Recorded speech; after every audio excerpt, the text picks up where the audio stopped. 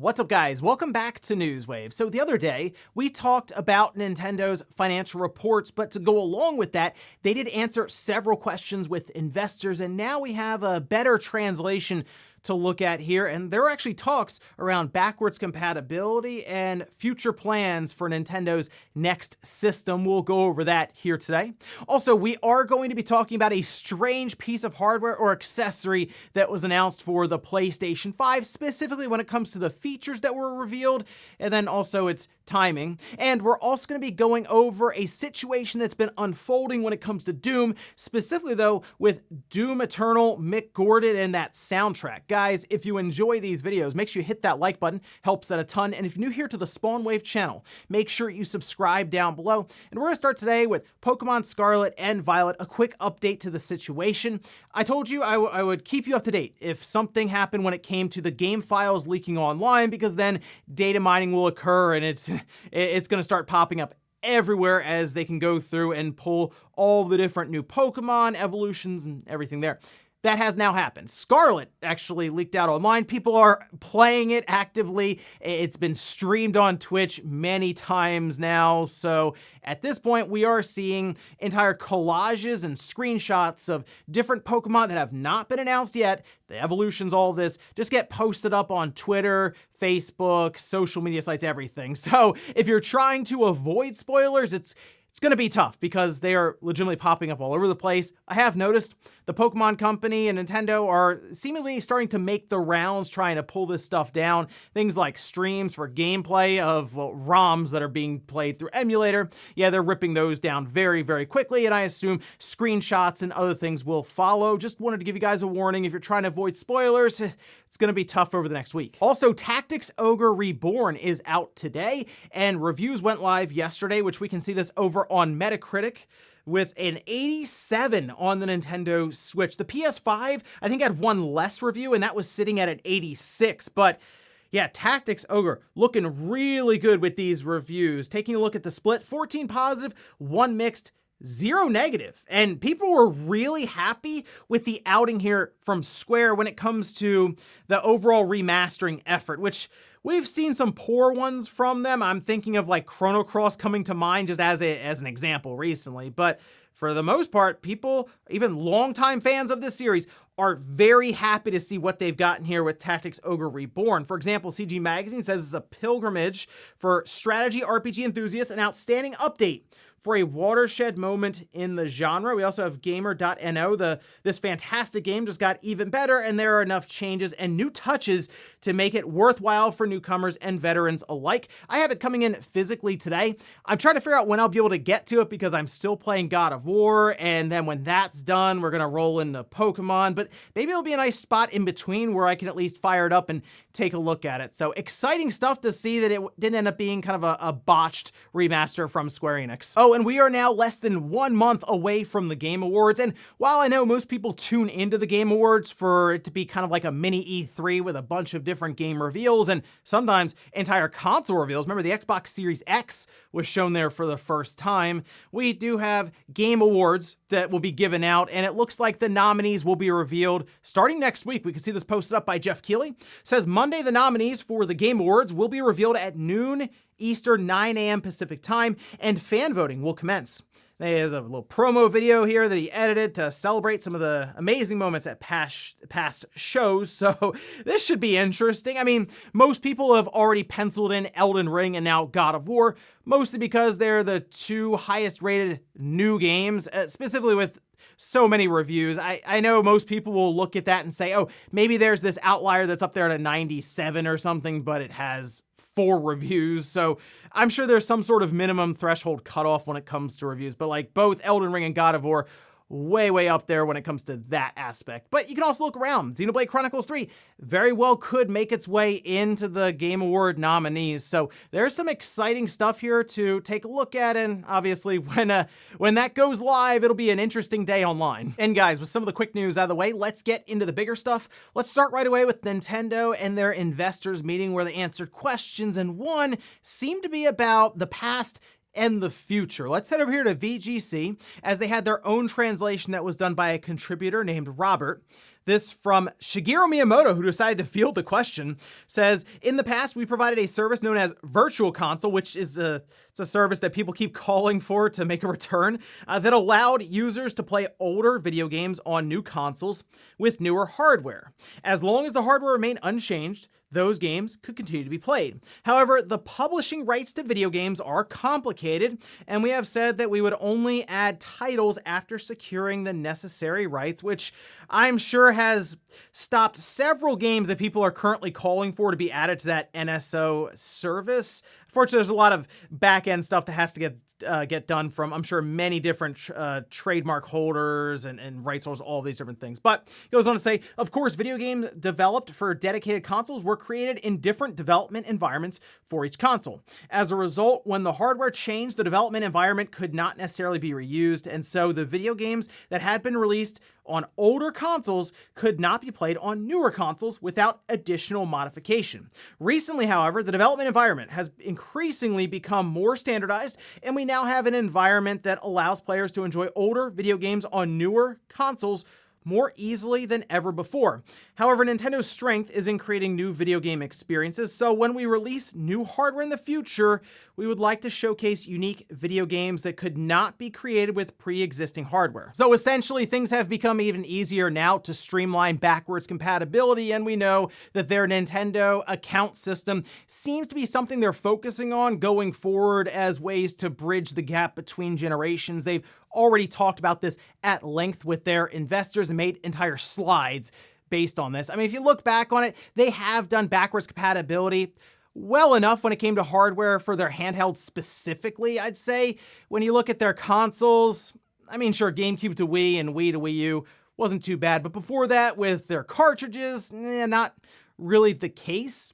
So I'm looking at the Switch now, and I feel like the next generation system will have some new gimmick or concept to it that will make it so things like the Joy-Cons will be different, right? So it might be kind of difficult when it comes to backwards compatibility in that sense, and especially since Miyamoto is talking about wanting to have games that are unique and specific to a new console that they might create in the future, maybe in a couple of years. However, when referring to backwards compatibility for the Virtual Console, or now as we know it, Nintendo Switch Online, seems pretty straightforward as it's mostly standardized and able to play these different games through that subscription service. Not necessarily a Virtual Console that you end up buying the same game several times actually on different platforms as they release from Nintendo. It seems like they're getting more in line with what we have from Microsoft and Sony, where you sign in and all of your purchases are there. I am still curious, though, when it comes to the full retail side. I understand NSO with the N64 app, Nintendo, Super Nintendo, Genesis, you'll sign in, it'll download the ROMs essentially, and you'll just be off and running and emulating like normal. But when it comes down to the weird games that Nintendo has made that specifically take advantage of the Joy-Con, do you have to get your Joy-Con and sync it up and it will work with that new platform, or will they have new weird-looking Joy-Cons that don't necessarily have all the features? So some of those games will just kind of be left behind. We won't have 100% backwards compatibility. That's my biggest question right now with Nintendo going to the next generation. Is the hardware going to be so different that not all of these games will function completely across the board, and they'll have to give us one of those really cool spreadsheets or charts to tell us which game works and which game doesn't? I assume we'll still use similar cartridges, so those will pop in, but we'll see going forward. I still think it's gonna be a couple of years before we see the next generation Nintendo system. And in fact, I wouldn't be shocked if, just based on the sales we're seeing, they continue to try to push this generation out a bit further. I still think it makes sense for them to do some sort of revision as opposed to just clean break and just jump to the next generation system. As I said, software, hardware, all that's still selling really well, so why do you try to leave this generation behind too early? Next up, speaking of sales, actually, I wanted to talk about the Famitsu sales charts, because one week, well, last one we covered, was the PS5 topping the sales charts, and I mentioned I'm curious how things will be on the run-up to Pokemon, as I expected the Switch to regain that top spot, and well, it has done that. We can see this posted up over on Install Base Forum, where Splatoon 3 is at the top, 51,715. Look at this. Harvestella, though, coming in at number 2, 26,644. Then we have Story of Seasons, 11,278. Bayonetta 3 hanging in there in the top 5 with another 10,000 copies. Then we have Persona 5 Royal, Dragon Quest X, Minecraft, Mario Kart 8 Deluxe, Call of Duty Modern Warfare 2, and Ace Angler. Moving over to the hardware, the Switch is back at the top, as expected, 90,478 units. It's still trailing behind last year, so they're technically still trending downwards year on year, but this is kind of what we were figuring would happen leading into that Pokemon release next week. So we'll see how the sales kind of continue heading up to what's going to be a massive, massive release for them. Then we have the PS5, 13,274, which is a pretty sizable drop from the week prior. The Xbox Series, 3,113. Look at this, though. The PS4, 257 systems sold. That's an interesting outlier because typically we see like 10 to 20 or so sell. I would think that maybe the PS5 is, we know it's a bit harder to come by. Some people might just be buying PS4s to get ready for God of War, because that will be reflected in the next week's Famitsu sales. Then we have the 3DS down there at 31. So based on this, yeah, it looks like that was more of an outlier with the PS5 overtaking the Switch for that week in Japan, but still something I'm sure Nintendo has taken note of there. But now it's all about Pokemon as we head towards that release next week. I'm still curious to see how the Switch sells and if they're able to provide enough stock to Japan to get a larger number like 150 to 200,000 systems. One thing's for sure, though, we're going to see a huge number when it comes to the Pokemon software. So that'll be an interesting week to keep track of here as we head towards that release. Next up, let's talk about a new PlayStation 5 accessory that was announced, and kind of some poor timing, I would say, overall. But first, let's take a look. This is from Razer. It is their Wolverine V2 Pro. They've had wired controllers, I believe, that were functional with the PS5. This one, however, is specifically licensed, it's an officially licensed controller for the PlayStation 5, and it will be wireless using a 2.4 gigahertz USB dongle, which it'd be nice if it just synced up like completely without that, but at least they have a wireless option. The sticks, as you can see, are offset, which might annoy some PlayStation hardcore fans, but hey, it's just a different control scheme, different option there. It does have what they coin as hyper triggers. It sounds like there's hair triggers. They stop the travel of the button press for R2 and L2, which is generally something used in competitive shooters.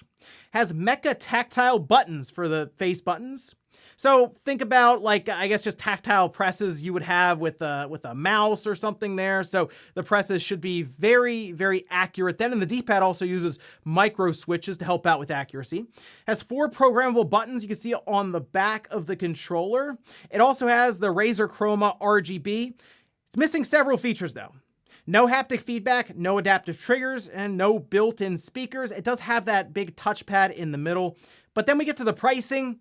$250. It's exclusive to order on Razer or through GameStop, and they have it shipping December 31st. I don't know if that's a placeholder or they're just legitimately shipping out on the last day of the year, but the obvious problem here is the DualSense Edge exists and it's cheaper and it's from Sony and it has many of the features that are missing here. It doesn't have like the Chroma RGB, sure, it doesn't have the tactile buttons, but I mean, is it worth getting that over having things like the adaptive triggers, the speaker, the haptic feedback? I don't really think so. And then you also save yourself about $50. So, hey, if you're a big fan of the Razer controllers, you're probably checking this one out. For me, though, I think I'm going to hold out and see exactly what we get with the DualSense Edge before I decide to buy something like this from Razer. And in our last bit of news, let's talk about a situation that's been unfolding technically for a couple of years now and was really pushed back into the spotlight for gaming news a couple of days ago. This has to do with Doom Eternal and the soundtrack that went alongside of that special edition. Mick Gordon had been advertised as doing a lot of the mixing and composing for that soundtrack, but when it did come out, people noticed that he did about 25% or so of the soundtrack, and the rest of it was done by an audio engineer within id, which left people asking, why does my special edition soundtrack not have Mick Gordon doing the entire thing? Well, we can see this post here. This was a couple of years ago. It was over on the Doom subreddit. It's from Marty Stratton, who is the executive producer on Doom Eternal, and essentially he addresses the situation with that soundtrack and then goes on for about 2,000 words to throw Mick Gordon under the bus, say he's very difficult to work with, all these different things, saying we're not going to be working with him going forward. Well, the other day, Mick Gordon finally decided to say something about it. Whew, he showed up with the receipts. This is over on Twitter, where he says, Marty Stratton, id Software studio director, lied about Doom Eternal's OST events in a Reddit post that used disinformation to blame me entirely for its failure. Later, he offered me a 6-figure sum to never speak about it. The truth is more important. Going on to say in Marty's Doom Eternal OST open letter, posted on Reddit on May 5th, 2020, he made allegations against me that directly contradicted the actual events, contractual terms, public announcements, and contents of emails and calls. Marty's post severely impacted my professional and personal reputation. In releasing this statement, I'm exercising my right to defend myself. It is a defense, not an unprovoked attack, issued with the extreme reluctance only after all other attempts to resolve the matter have failed. Now, what he has done here is linked to a Medium post that is, and I'm not even kidding, about an hour worth of a read. It's like 14 or 15,000 words. And we can see at the top here, the bullet point that starts it all. Marty lied about the circumstances surrounding the Doom Eternal soundtrack, used disinformation innuendo to blame me entirely for its failure. Now, obviously, Bethesda, Marty Stratton probably knew that they were in some trouble here when they offered a 6-figure settlement as essentially hush money to never talk about it again. But this Medium post is incredibly involved. There is a lot to go through here. I mean, if you look through the table of contents, how Doom Eternal was a difficult project, pay issues where he alleges that they went 11 months at one point without being paid, the delay for Doom Eternal, the fact that he was announced to be working on the OST before he was actually under contract. There were a lot of promises being made by Bethesda here when it came to the timeline for the game's release. And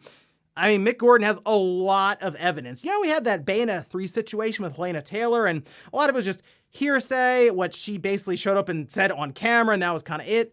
Mick has a lot of stuff here when it comes to tangible evidence. We're talking emails, screenshots, even just pictures of notebooks and drawings and stuff. It is quite the thorough write-up, which has now led fans to go to the Doom subreddit trying to get Bethesda's attention. This already exploded online. Twitter, for example, over 80,000 likes, people talking about it, retweeting it and everything. And I was kind of expecting Bethesda to say something about this because it's kind of hard to ignore it with how much this blew up, but they haven't. Their subreddit is completely covered in this. I believe it was even pinned to the top, just like, hey, what are you guys going to do about Mick Gordon? Because, I mean, it essentially drug his name through the mud, and he does more than just compose the soundtrack for Doom. If you look through his work history, there's a lot of other games and things in entertainment that he'd work on, but when Bethesda cuts ties and then spends 2,000 words or so in a subreddit post basically saying you're not a good contractor to work with, not gonna help your future ambitions in the industry. And to be honest, I have no idea what Bethesda says here. It's just so well detailed, and they actually offered money to keep him quiet. What do you do exactly? Maybe that's what Bethesda's thinking. This will go away eventually, we think, but I mean, eventually another Doom will get announced. I would figure one would, and then you'll go through this all over again. I'm not sure, but I am definitely interested to see what Bethesda have to say after all of this got dropped online. Go check out that Medium article, though, and see what you think, because to me, it's pretty open and shut, at least at what's been presented. And before we go to the comment of the day, we're taking a look at the poll that I posted up yesterday. We're asked, are you expecting Nintendo's next system to be fully backwards compatible with the current Switch library? 73% said yes. Look at this, 27% said no. I specifically said fully backwards compatible, though, because will Labo be backwards compatible? I mean, it's a game. You pop it into the Switch and you play with Folded up cardboard, will the Switch 2 be able to do that same thing because it's able to sync up the Joy-Cons? Again, there's a lot of questions to me when it comes to the backwards compatible nature of their next generation system. I'm not really questioning the idea of N64 ROMs playing on it through that NSO application. I think they are forward thinking with that when it comes to the generational leap. I'm more questioning some of the more quirky Switch games. And we'll finish up with the comment of the day as you're seeing here. This is from Slip saying, I'd love to check out the Prince of Persia build. Does anyone know if it's relatively easy to find online? I didn't really see anyone mention where you would go to find it, just that it got out there and someone was able to decrypt it at some point, whereas others haven't been able to, because like trophies were unlocked at one point in time. I think eventually that will get back out there, like kind of like PT, how that basically made the rounds with the PS4 was hacked and people were of course going right to PT, and same with the PS5 kind of being opened up now. I think eventually that will make the rounds more publicly. I am curious though, as someone else mentioned in the comments that I saw, because this was so close to launch digitally, if there was a physical disc that maybe was ready to ship out to retailers, and if that's out there in a warehouse somewhere, that would be interesting if that ended up just leaking out online at some point. That certainly would be a piece for the collection for this generation. And ladies and gentlemen, that's gonna do it here for Newswave. If you enjoyed this video, guys, hit that like button. If not, hit the dislike. Leave comments down below about everything we talked about here. Today was Nintendo's next generation system when it comes to backwards compatibility. Do you think it'll be as easy as just taking your current Switch cartridge and popping it into the new system? And then also, what about this whole thing with Mick Gordon, Doom, and Marty Stratton? Do you think Bethesda will be able to respond at all? Thanks guys for watching. Have a great weekend. I'll see you back here Monday morning, 8 a.m. Eastern time for Newswave.